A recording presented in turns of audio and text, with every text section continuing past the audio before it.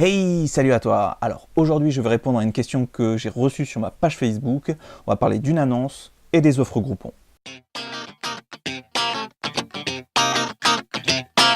Alors, on m'a demandé conseil sur la prise de vue pour le Grand Prix de Monaco. Alors, en plus d'avoir répondu rapidement à Olivier, je me suis dit je vais en faire profiter tout le monde au cas où il y en a d'autres que ça intéresse. Olivier voulait savoir en fait comment faire des photos de F1, sachant qu'il a un appareil photo Canon et un objectif 150-500 mm. Alors, la première chose, c'est d'utiliser le mode priorité à la vitesse. Pour les utilisateurs Canon, c'est le mode TV. Pour les utilisateurs Nikon, c'est le mode S. Maintenant, on va voir niveau ISO. Alors, mon conseil est de mettre les ISO sur automatique, mais de régler le plafond des ISO sur 800 par exemple. Oui, car même si vous mettez les ISO en mode automatique, vous avez la possibilité de plafonner justement la sensibilité, pour ne pas vous retrouver avec des photos à ISO 6400 et avoir énormément de bruit sur votre image. Pour ça, il faut aller dans le menu. Donc pour certains, je vous laisse aller voir votre documentation, sinon c'est relativement simple sur mon modèle. Une fois qu'on est dans le menu, on va dans ISO automatique, et là vous pouvez choisir la valeur maximale que vous voulez autoriser à votre réflexe. Moi sur mon Canon EOS 600D, je peux choisir entre ISO 400, 800, 1600, 3200 et 6400. Donner une valeur fixe est très difficile, mais pour prendre large, on va partir sur ISO 800. Comme plafond, ça devrait suffire. Au niveau mise au point, pour les utilisateurs Canon, il faut utiliser le mode AI Servo. Dans ce mode, la mise au point se fait en continu sur votre sujet, et ça, même s'il est en mouvement. Il suffit de rester appuyé à mi-course sur le déclencheur. Pour ce qui est de l'ouverture du diaphragme, il faut un objectif le plus lumineux possible, car ces saloperies de F1 vont très très vite, entre 350 et 400 km/h. C'est 10 fois la vitesse d'Usain Bolt, 4 fois la vitesse d'un métro, et c'est 3 fois la vitesse maximale atteinte par un guépard, ou 3 fois la vitesse autorisée sur l'autoroute en France.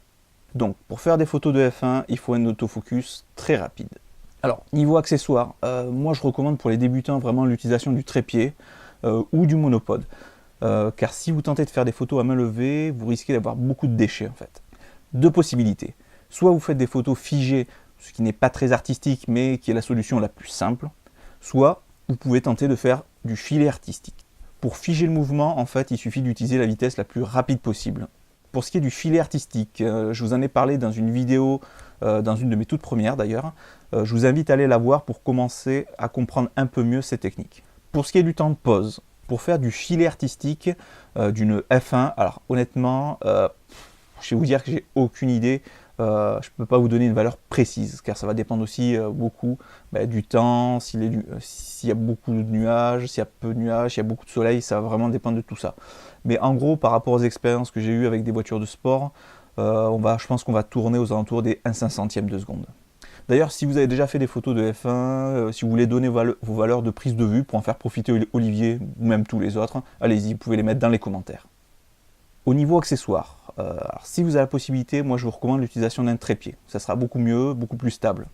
Car si vous tentez de faire des photos à main levée, vous risquez en fait d'avoir beaucoup de déchets. Alors, pour ce qui est de la prise de vue, alors tout dépend en fait si vous êtes dans un virage ou si vous êtes en ligne droite.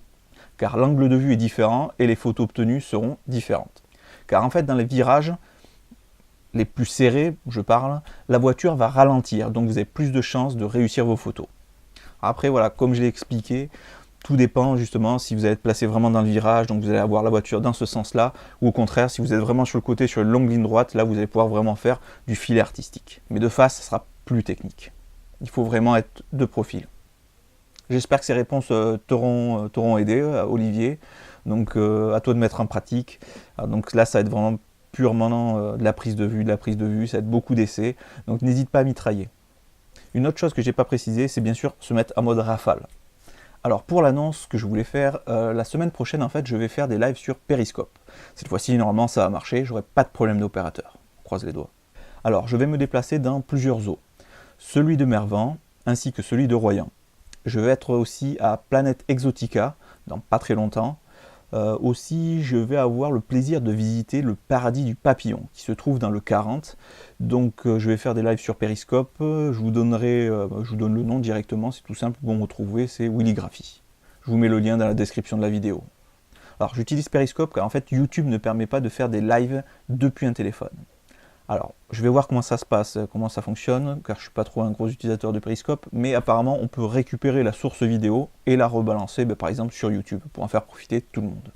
Donc j'essaierai de faire l'expérience et à ce moment-là, après les lives, normalement si je peux les enregistrer sur mon téléphone, je les diffuserai ensuite sur YouTube. De toute façon pour les lives c'est simple, je l'annoncerai sur Twitter et sur Facebook. J'essaierai de prendre un peu d'avance. Alors pour information, même après diffusion, vous pouvez voir les lives encore 24 heures. Ils restent disponibles sur mon compte. Donc pour ça, il suffit d'aller sur Periscope, d'aller voir mon profil Willygraphy et vous pourrez voir les différents lives que j'ai effectués. Il n'y a pas longtemps, j'ai sorti la première vidéo sur les livres, épisode que j'ai appelé Vidéo Livre. Je vous remets le lien juste ici. Je souhaite vous proposer de voter justement pour l'un des 3 thèmes de livres qui vous intéressent. Il y a 3 sujets différents et c'est à vous de me dire justement celui qui vous intéresse le plus. Et en fonction de ça, j'essaierai de trouver un livre le plus intéressant sur le sujet. Et je vous le présenterai en vidéo. Maintenant, on va parler des offres Groupon. Donc pour ceux qui ne le savent pas, dans une précédente vidéo, j'avais parlé justement que je ferai profiter un peu toutes les personnes qui sont intéressées par tout ce qui touche aux zoos, aux parcs animaliers, ce genre de choses. Donc là, actuellement, justement, on va parler des offres Groupon, et il y en a plusieurs d'assez intéressantes. Pour commencer, il y a justement l'offre sur le Paradis des Papillons, qui se trouve justement dans les Landes, dans le 40, à Sanguinet, et qui vous propose justement 2 entrées à 6 € au lieu de 12.